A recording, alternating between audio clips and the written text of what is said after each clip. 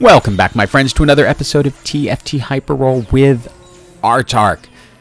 Today we're going to do a video about what's probably one of my favorite builds. It really is, because it's just different than other builds have been in other sets. It doesn't require synergies, so to speak, because you don't get any bonuses. It's just the right champions with the right augments and the right items.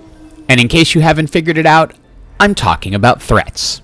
Now let's just assume for a moment that you got a threat out of the NPC round and you want to go that way. If you get this augment, Three's Company, grab it, because a lot of the threats are 3-star champs. So there is a decent chance you are going to be able to fill your board completely with threats just using that augment. Now, if the game happened to hand me a 2-star champ, I'll often leave them in. Otherwise, I would put all 3 threats on the board. But my real goal here is to save money. If you lose these early rounds, it's fine. Once threats power up, they're going to be very hard to stop. For items, I'm thinking about 2 champions, Bel'veth and Aurelion Sol. For Bel'veth, Bloodthirster is key. For Aurelion Sol, Spear of Sojin. So we have those 2 items now, but we're going to need more as we go. My goal, if I am going threats, is to not roll at all until I get into stage 5, when I have a reasonable chance of getting 3 costs. Right now, it's not worth rolling at all because you have a 0% chance of getting 3 costs. In stage 4, it goes up a little, but not quite enough for me to be comfortable. Now, it is not guaranteed you're going to lose all of your early matches. You might win some, you might lose all of them straight. Either way, it's not that big a deal, provided you can catch up in stage 5 when it all starts to come together. For your items, again, you're thinking Bel'veth and Aurelion Sol. If you can get a rapid fire cannon on Bel'veth, that is one of my favorite items for her. So bows, definitely pick them up.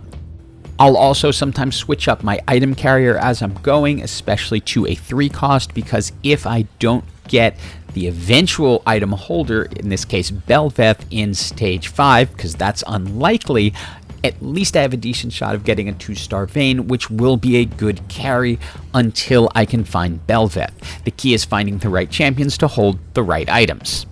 Once you get to stage 5 and you now have a 20% chance at 3s, it's time to roll and hope you get lucky. If you have a friend at Riot, give them a call. I texted Gary, he said, okay, I'll give you a Bel'veth, so there we go. Having a friend at Riot is really kind of important. Hero augments can be tricky because sometimes you just don't get the threat augments. Here we got 2. I end up choosing Rammus over Cho simply because I didn't have a 2-star Rammus yet, while I did have a 2-star Cho. So I felt it would just help make the team stronger. Now, you don't want to roll through all your gold in stage 5 because it's pretty quick up to stage 6, where your percentage chances are going to get so much better. So hold back some gold if you can. Sometimes you can't and you just need it to fill in your threats. In this case, well, Gary helped me out, so I was able to have a Bel'veth that was able to carry me into stage 6. In this case, I got into stage 6, did a ton of rolling, and didn't have much to show for it. No ASOL, no additional Vel'kozes. I'm filling in with a couple of Oxforce champions just to kind of fill out the build. The items, nothing there fits anything I really need. But I decide, you know what, it's time to just finish off Bel'veth, not with the ideal items. I'll give her the Titan's Resolve and then give her an Infinity Edge. These are not ideal, but they will certainly work, and then I can focus on ASOL going forward. And I just want to take a moment to say something about Bel'veth, because I still see a ton of people putting Rageblade on her. It's just not necessary and ends up being a waste in the long run. She is picking up attack speed through her ult. She is capped at 5 attacks per second, and you will hit that threshold much too early with the Rageblade for it to be useful anymore. And one of the things I really like about threats is kind of the way it was put together. There is great synergy between these champs, with Vel'koz able to stun things and Bel'veth just setting up to attack them. It just looks like they were made to go together, even though they have no specific set synergies like other champions do. For our final augment, the first set is really meh for what we're doing, so we roll it. two choices, Second Wind and Ascension. I like to go with Ascension in this case because threats do tend to last later into the match, and when Bel'veth ends up getting that Ascension bonus, she's going to power up. For this item, I end up going with the Negatron Cloak over the Needlessly Large Rod simply because Rammus already has armor built in, but I like to make him really tanky, so giving him the Dragon's Claw protects him from both sides. And this next fight will illustrate that last point. Threats are generally very tanky, so your matches are generally going to last a little bit longer. Bel'veth is going to be powering up as she goes.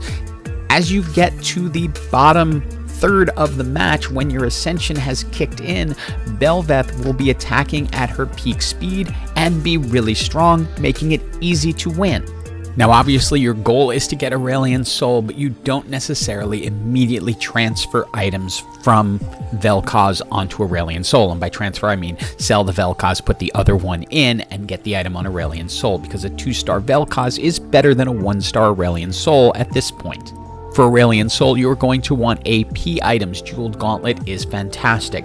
Aurelion Sol will be raining death from above, and you want that to be really strong. This set of items, not optimal for here, but what we can do is pick up the Thieves' Gloves for Cho'gath, as he is dangerously close to getting to a gold champion, so it would be nice to have Thieves' Gloves on him at that point. Now, once I had the Jeweled Gauntlet, I want to get that onto Aurelion Sol, and at that point, it's then worth giving up the Vel'koz to switch the item over, because now those attacks are going to be much more powerful than they would have been before. Now, I generally recommend to keep Aurelion Sol and Vel'koz separate for exactly this reason. Talias can wreck teams. Unfortunately, Aurelion Sol is not quite strong enough to hold up yet, and so we go down to a Talia ult. But again, this is the point in the match where you text your friend at Riot and say, hey, this is what I need. I needed a 2-star Bel'veth, I needed the 2-star Aurelion Sol, so we got that taken care of. Notice I am still filling in with a couple of Oxforce champions. You're going to fill in with what you can get throughout the match just to keep the team strong, and Alistair is a good choice. And with that victory, we are into the top 4. And now we get to our final 2 items. This is one of the little things that frustrates me because I can't see what's in that anvil yet.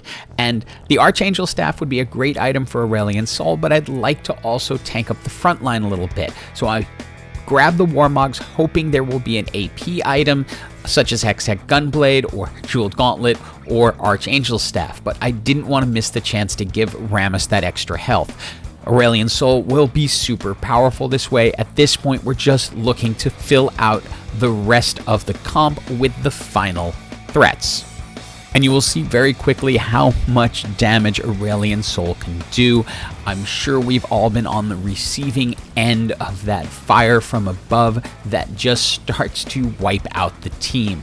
Anything left low, Bel'veth can clean up. Fiddlesticks jumping into the middle and just gumming up an entire cluster of people makes it easy for Aurelion Sol and Bel'veth to clean house, with Aurelion Sol leading the damage charts.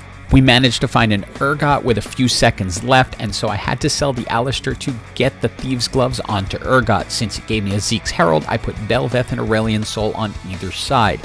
Having Fiora as our 9th champion isn't ideal, but we can look for a different one after this match. I just wanted to be able to get items onto Urgot since he is so strong. But again, you can see the key here is Bel'veth and Aurelion Sol just doing their thing. Now, this team we're against is not going to go down easy. They are supers with 3-star Vayne, with a Mana Zane, and 3-star Kale with a lot of damage. And we have not 2-starred our Urgot yet or found a replacement for that Fiora, which is still a kind of weak character to have in with the rest of the threat. My goal in between these rounds is to 2-star this Urgot and find something to replace the Fiora. There's the 2-star Urgot. But now we are left only with what is down there. I decide to go ahead and sell the Fiora and pick up the Nunu. Now, for some reason, I think they thought I was going to move my Urgot. I was too busy focusing on getting champs in to make any major moves. So they ended up moving their carries right into the middle to avoid the Urgot wave. But now they're right in the middle of it. I was hoping for Nunu to go in and interrupt Vayne, but Urgot does it, and it leads to a really quick victory with Aurelion Sol leading the damage charts. It was GG all around. Go for threats if you get it early. Look for Three's company. It will really help. Hope you enjoyed this video and have an absolutely awesome day.